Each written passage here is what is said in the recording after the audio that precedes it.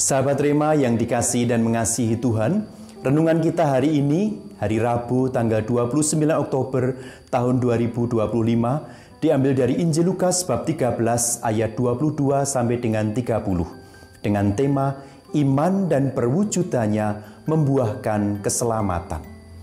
Saudara-saudariku yang dikasihi dan mengasihi Tuhan, kalau kita mencermati bacaan-bacaan perjamuan Ekaristi yang kita dengarkan pada minggu-minggu ini, mempunyai tema utama tentang pertobatan dan usaha untuk mencapai keselamatan abadi.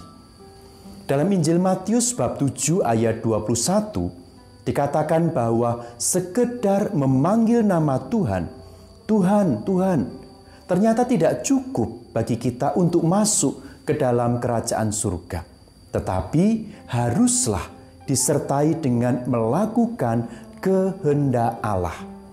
Memang keselamatan abadi adalah anugerah yang diberikan oleh Tuhan sebagai buah dari iman kita, buah dari penyerahan diri kita kepada Allah. Namun demikian, untuk masuk ke dalam kerajaan surga dibutuhkan perwujudan iman yang nyata melalui perbuatan kasih dan pelaksanaan nyata atas ajaran Tuhan Yesus di dalam hidup kita setiap hari. Persis seperti dalam surat Yakobus bab 2 ayat 17, jika iman itu tidak disertai dengan perbuatan, maka iman itu pada hakikatnya adalah mati. Saudara-saudariku yang dikasihi dan mengasihi Tuhan, dalam Injil hari ini ada seseorang yang bertanya kepada Yesus, Tuhan, sedikit sajakah orang yang diselamatkan?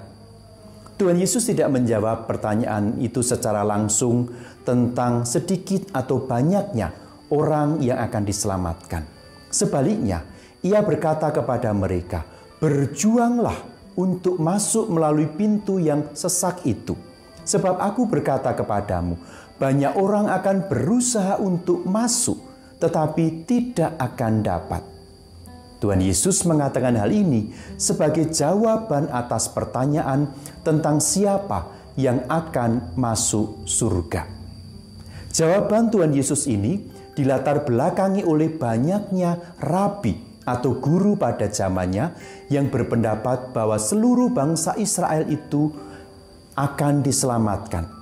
Mereka meyakini diri sebagai bangsa yang terpilih berkat perjanjian yang telah dilakukan antara mereka dengan Yahweh. Mereka sangat percaya bahwa keterpilihan itu otomatis menjamin keselamatan abadi mereka. Tuhan Yesus tidak 100% menyetujui klaim atau keyakinan orang-orang Yahudi itu. Melalui bacaan Injil hari ini, Tuhan Yesus mengatakan dua hal yang sangat penting tentang keselamatan. Yang pertama, Tuhan Yesus mengejutkan pendengarnya dengan mengatakan bahwa keanggotaan sebagai umat perjanjian tidak secara otomatis berarti mereka akan masuk surga, masuk ke kerajaan Allah. Menjadi dalam tanda kutip kenalan Yesus tidak secara otomatis memenuhi syarat untuk berbagi hidup kekal dengan mereka, dengan Tuhan Yesus. Tuhan Yesus menekankan bahwa praktek hidup yang baik dan sesuai dengan ajarannya menjadi syarat mutlak untuk mendapatkan keselamatan abadi. Itu yang pertama. Yang kedua, Tuhan Yesus menegaskan bahwa banyak orang dari bangsa-bangsa non-Yahudi akan masuk ke dalam kerajaan Allah. Undangan Allah untuk keselamatan abadi terbuka bagi semua orang. Inilah ciri universal dari keselamatan.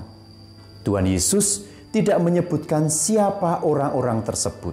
Ia hanya berkata, orang-orang akan datang dari timur sampai ke barat, dari utara sampai ke selatan. Dengan kata lain, pernyataan ini menyiratkan bahwa surga menerima semua orang yang mengimani Yesus dan hidup seturut kehendaknya, apapun suku dan kebangsaan mereka. Secara konkret, untuk masuk ke kerajaan Allah, kita harus berjuang melawan kekuatan godaan dan segala hal yang menghalangi kita untuk melakukan kehendaknya, seperti sikap apatis, ketidakpedulian kepada sesama, kompromis terhadap dosa, tidak mengampuni, tidak mau mengampuni, dan lain-lain. Kabar baiknya adalah bahwa kita tidak berjuang sendirian. Allah bersama kita dan kasih karunia-Nya cukup bagi kita untuk mampu hidup baik seturut kehendak-Nya. Yesus menjamin kita akan kemenangan yang sempurna, yaitu meraih kebahagiaan kekal dan keselamatan abadi bersamanya di surga.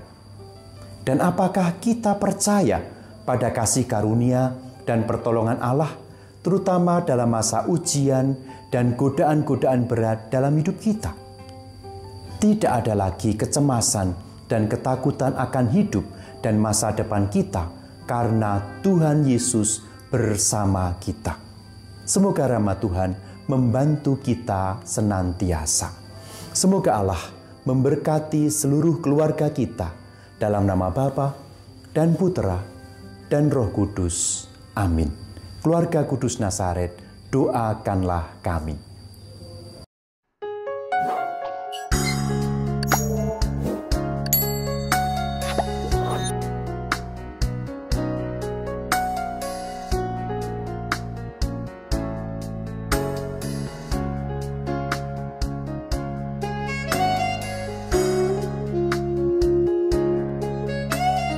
Sahabat Rema, sampai jumpa dalam program berikutnya.